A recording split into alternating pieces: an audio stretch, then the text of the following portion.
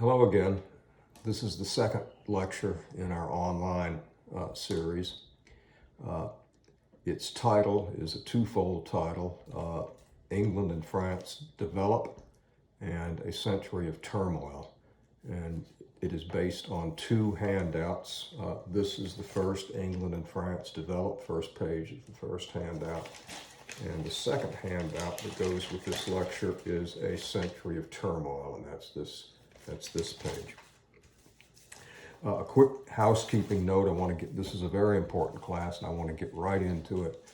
But I need to tell you that in the announcements page for this class, that would be Thursday, March 26th, you'll find instructions and questions for an assignment, which you need to do. The full instructions will be there.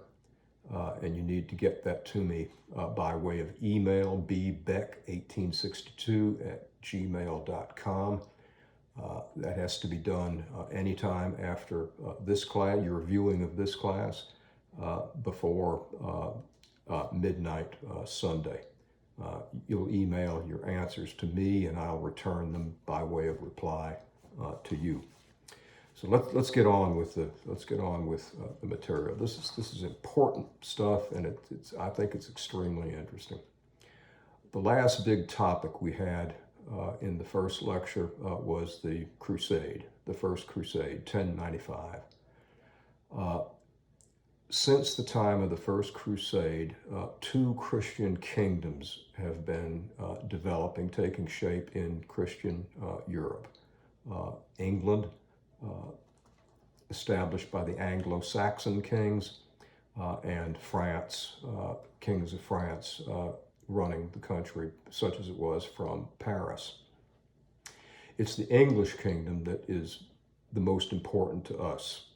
If you'll remember, when we talked about our historical DNA, we broke it down into 20% blocks, 20% Old Testament, 20% Greece, 20% New Testament, 20% Rome. And the last 20% is all of the above in the English language and through English history. So keeping that in mind, we pay special attention to England as we go through. The first page of the handout describes the invasions that formed early English history. The Anglo-Saxons were first in the 300s and 400s. They invaded the island, overran it, took it over from the Romans. In the 700s, 800s, and 900s, the Vikings attempted to invade and overrun the island, but failed.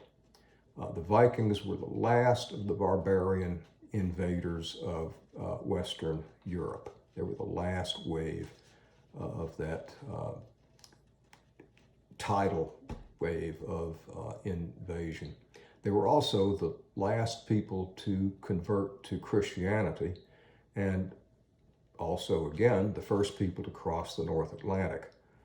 They were formidable people, and they came very close to conquering England, but the Anglo-Saxon kings prevented that, and the danger had just about passed by the year 900. The third invasion, and this one was successful, came from the late, very, very distant descendants of the Vikings, the Christian Normans, who lived in today's France, Normandy, and who in the late 1000s mounted a cross-channel invasion that conquered Anglo-Saxon England. The last Anglo-Saxon king, Harold, was killed. William the Conqueror, Duke of Normandy, became King William I of England, and thereafter England is a Norman kingdom. The Norman conquest had the result of bringing England into the mainstream of European culture and even into the mainstream of European Christianity.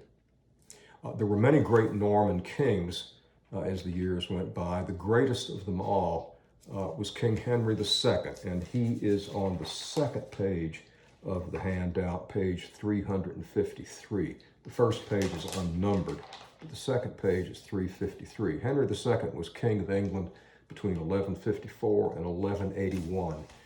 And we know him as one of the great kings of England for his establishment of what is called common law. By common law, Henry II meant a law that comes from the crown, comes from the king, but is superior to the courts of the aristocrats and the courts even of the church. Common to all of us in that way.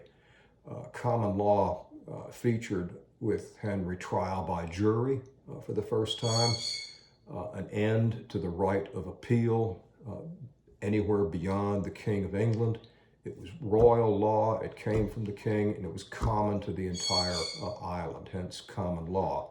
And it's an obvious, huge contribution to the American system of law.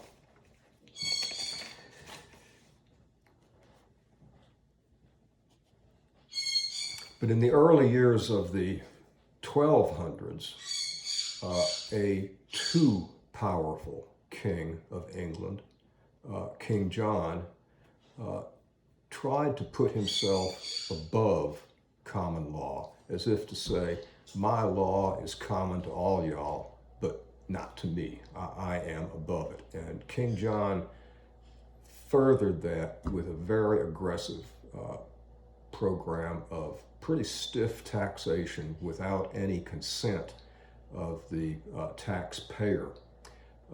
That wasn't a law, and he acted as if it was entirely within his power to do so. This triggered a revolt of the English aristocrats and of the church, and it is covered on page 353. And the revolt was successful and led to the king being forced to sign a great charter, or Magna Carta, in 1215. The Magna Carta guaranteed the basic rights, not of everybody, not even of most people. It guaranteed the basic rights of a tiny minority of people, the English aristocrats and the English church. It featured clauses such as no taxation without representation, and most important, the legal principle of habeas corpus, which is a standard feature of English and American law now, which means basically that no person can be arrested without cause shown to a judge, a common law judge. Again, it has nothing to do with democracy. It has nothing to do really with representative government. It established the basic rights of a very few people, but you do begin somewhere, and this is where representative government in England derives itself.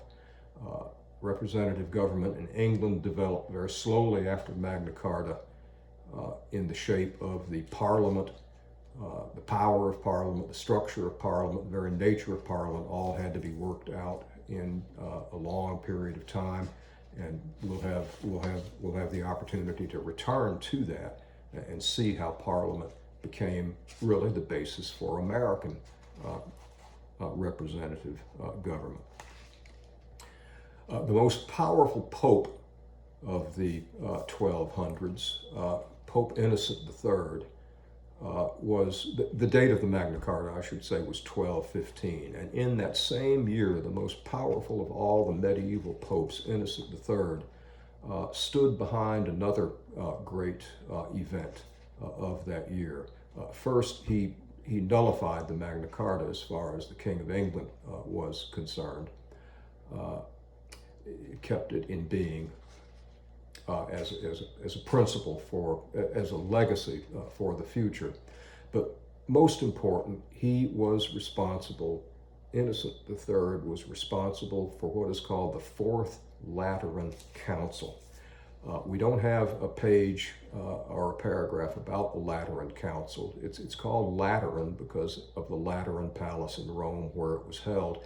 It was the largest church council ever in history down to that time, to which bishops and cardinals are the electors of popes, were summoned for a gigantic session which would lay down once and for all, in the clearest possible language, what it is that the Roman Catholic Church believed in, what it is that the Roman Catholic Church stood for, as if to create a charter for the state of mind that we call the Age of Faith.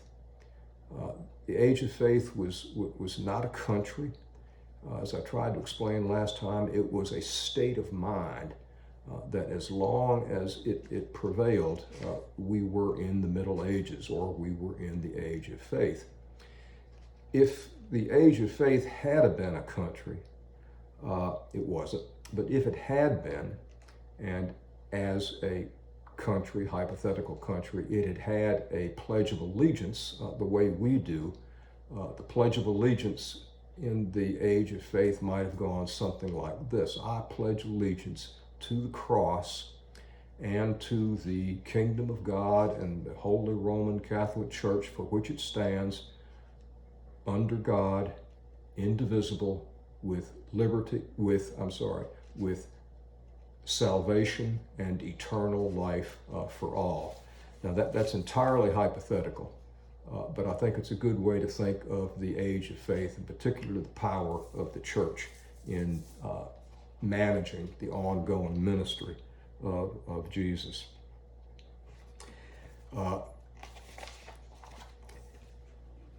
Looking at the Lateran Council and what it proclaimed, one gets the idea then and even now that the Age of Faith was something permanent, that it was going to last until the end of time, in other words, until the second coming and the end of time as we know it.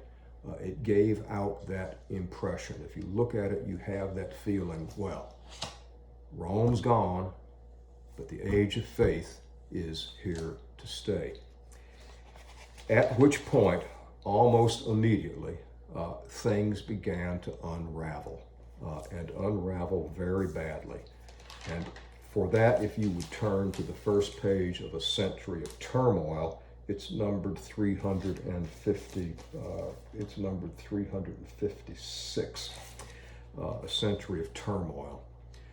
There are in this Century of Turmoil, the century in question is the 14th century or the 1300s.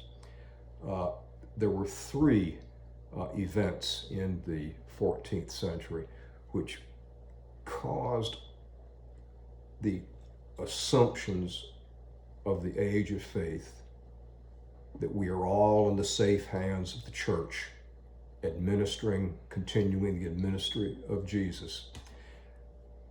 A series of events that brings all of that into question, and at the end effectively brings the Age of Faith to an end.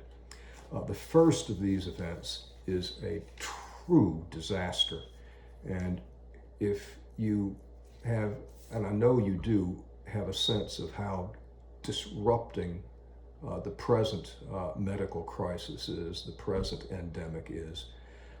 It is an inconvenience. It's this, it's that, it's the other, but it hasn't had, in our time, it hasn't had the effect of bringing people to question the Constitution or bringing people to question the very existence of the country. But this disaster in the 14th century did just that, and it's almost a fatal blow to the Age of Faith. And the disaster that I'm speaking of comes not initially in the handout. I want us to turn to the end of the handout. We're going to take things a little bit out of order. I want to go to page 357 in the handout, and you'll see the heading, middle of the page, the bubonic plague strikes. The bubonic plague struck in 1348, 1349. And on that page and the page following, you've got information about where it came from and what the symptoms were and what the human price was. In that 1 year, plague year, 1348, 1349, 1 out of every 3 people died a painful, agonizing death. And the total came to 20 million people in the 1 year. Then the epidemic, sudden outbreak, died down, and the plague became an endemic, low grade, but a little bit of it just about everywhere. It was, if you turn to the next page, 350, we go to the next page, which is 358. The discussion there is of the effects of the plague, and the most important one is in one sentence in that paragraph. It was a severe blow to the prestige of the church. And any blow to the prestige of the church is a blow to the age of faith. Why did the church lose prestige in the plague years? First and foremost, and most obviously, people thought the church ought to be able to stop it, to cure the disease. And of course, it could not. And in the absence of anything that we would call medicine or doctors or hospitals, the disease just went rampant. People expected the church, through prayer, through intercession, to be able to stop the disease, killing God's people at a rate of 1 out of every 3 people in a year's time. And it was asking too much. The church couldn't do it, and it suffered in prestige as a result. For the first time, people begin to wonder, is the ministry of Christ in good hands here with the Roman Catholic Church or not? It seems for the first time that maybe not.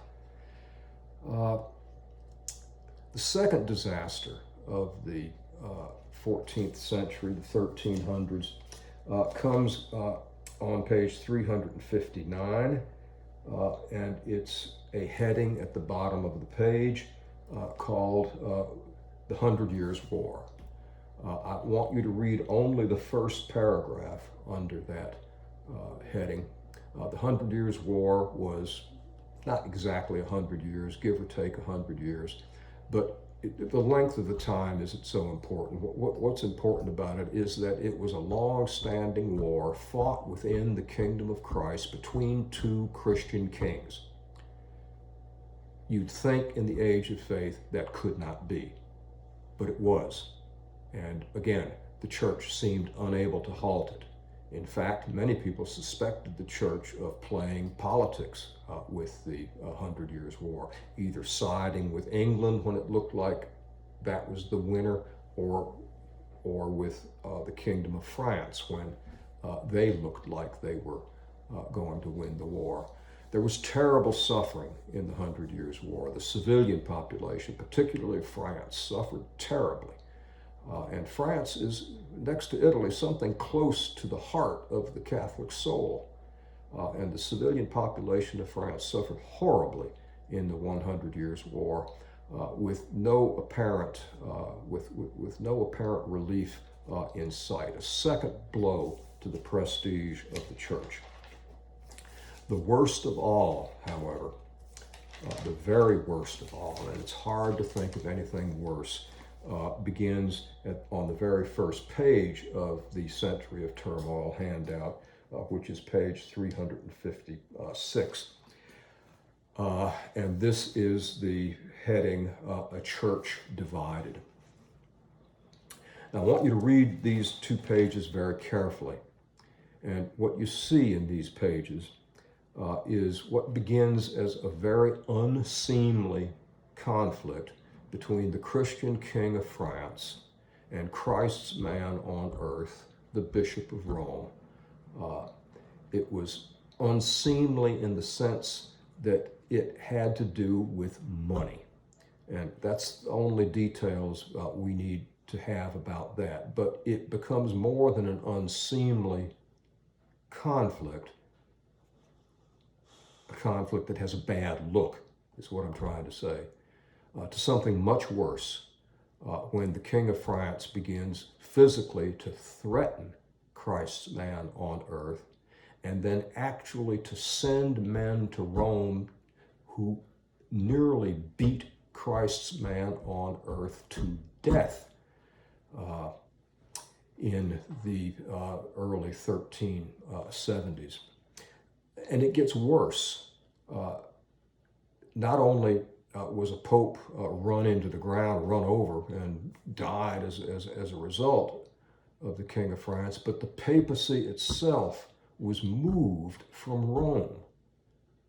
Absolutely unthinkable thing. The popes belong in Rome. The pope is the bishop of Rome.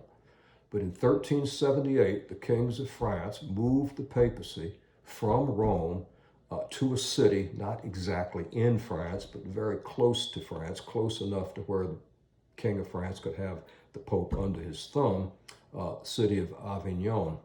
And for 97 years, the Roman Catholic Church wasn't connected with Rome at all. It was in Avignon in France, and commonly looked on, the Pope was commonly looked on as a puppet in the hands of the King of France, doing his will. That was very bad, and it gets worse. After 97 years, a courageous Pope walked away from Avignon and returned to Rome. A very courageous act, returned to Rome. But what happened in the city he left, Avignon, thanks to the intervention of the King of France, was that a second pope was elected in his absence. So now we are at the next page, and we're told at the top of the next page that there are now two popes. This is incomprehensible. It's unthinkable. The Pope is Christ's man on earth. There are not two of Christ's men on earth, but one.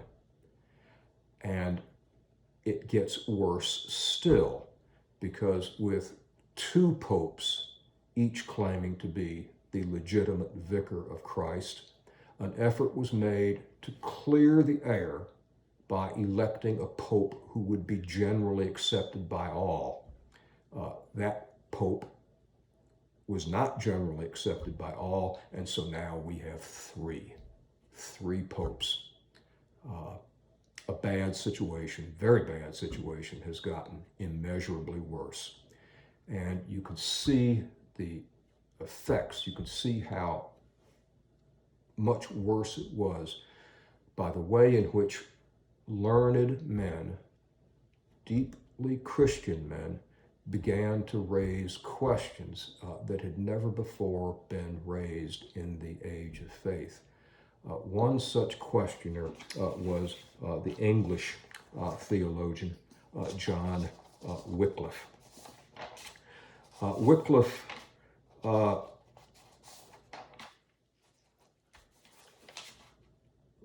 Wycliffe believed, and said so,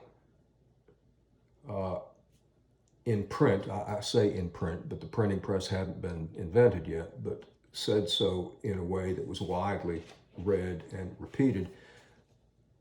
Wycliffe thought that Jesus Christ was the head of the church, not the Pope. And Wycliffe thought that the Bible, more so than the laws and traditions and precedents of the papacy, as for example in the Fourth Lateran Council, that Jesus Christ, rather than the Pope, was the head of the church. And the Bible was so important to Wycliffe as a source of authority that he thought it ought to be in English, and translated sections of the New Testament into English for the very first time. We have a Bible, at least part of a Bible, other than St. Jerome's all Latin Bible, which is now just under 1,000 years old. Wycliffe was a very brave man. He was in England, slightly beyond the reach of the Roman Catholic Church, and was left alone, remained a free man. But he had a counterpart, another Wycliffe, if you will, John Hus, H-U-S, who lived in today's Czech Republic. Hus was even more adamant, even more militant than Wycliffe was about the shortcomings of the church. And he believed everything. He believed everything that Wycliffe had said. Those 3 or 4 points that I mentioned a moment ago, Hus stood for all of those points. And in addition, he got out onto some what you might want to call very, very thin ice. So thin that it broke under him, so to speak, and he perished.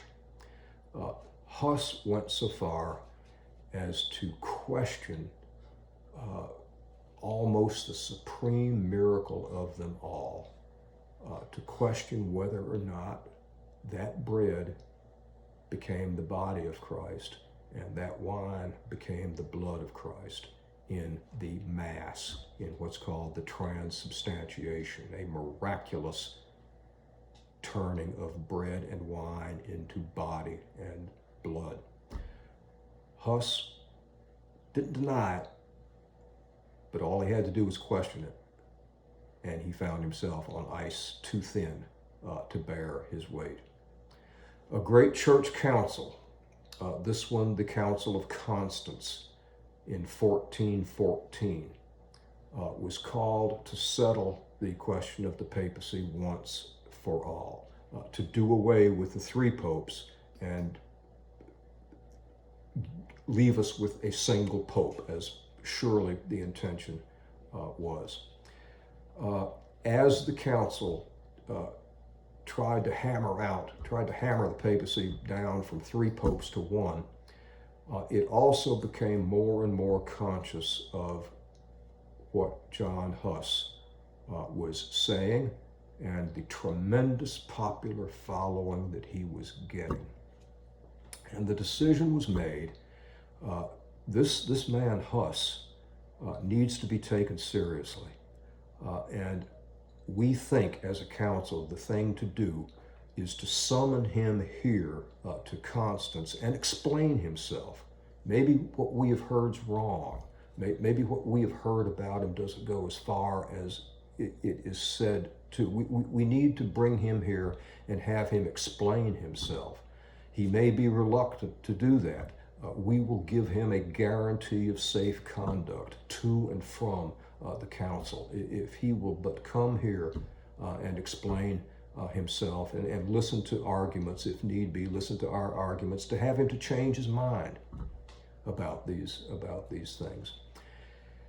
And Hus decided to take them at their word and came to Constance.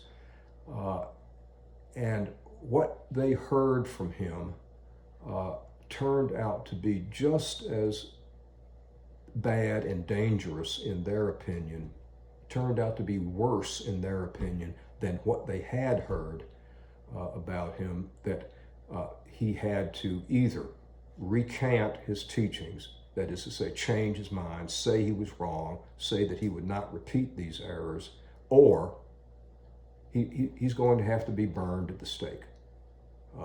He is so far beyond, so out of control with his interpretation of Christianity that he either has to take it back or he's going to be burned at the stake.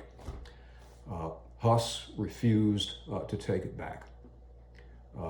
he may have decided, it's not entirely clear, he may have recanted once and then withdrawn that recantation and decided to stick stubbornly to his conscience and hold out for his beliefs. And the decision was made that this man has to be burned. And in 1415, remember the Council of Constance is 1414, Huss is burned at the stake in 1415, tied to a stake, surrounded by a bonfire, and burned to death. I think that the death of John Huss, we've heard something like this before in the course. In 399 BC, Socrates was executed in a free and democratic city for exercising free and democratic public speech. When Athens executed him in 399, I said to y'all then, this is the end of classical Greece. When classical Greece turns on one of its own, unpopular as he was, when classical Greece, a democracy, turns on one of its own and puts him to death, classical Greece is no longer alive. And I think the same is true here with the age of faith. I think that when the church sentenced Huss to burn in 1415, I think that is more than a symbol that the age of faith is gone and done for, that none of those assumptions hold any water any longer. It's not any longer undivided. Some would say it's not any longer under God. Some would say it's not even any longer a guarantee of salvation and life everlasting. It is a big problem, and the sentence is so severe that I think we can say that the age of faith, which seemed inevitable to last until the edge of time, that the age of faith is over, and something else is now taking its place. What we call that something else is the third of our great historic periods, ancient the first, medieval the second, the third being the early modern period. And in the next class, we'll turn to the first glimmerings we get of the early modern period of our Western civilization.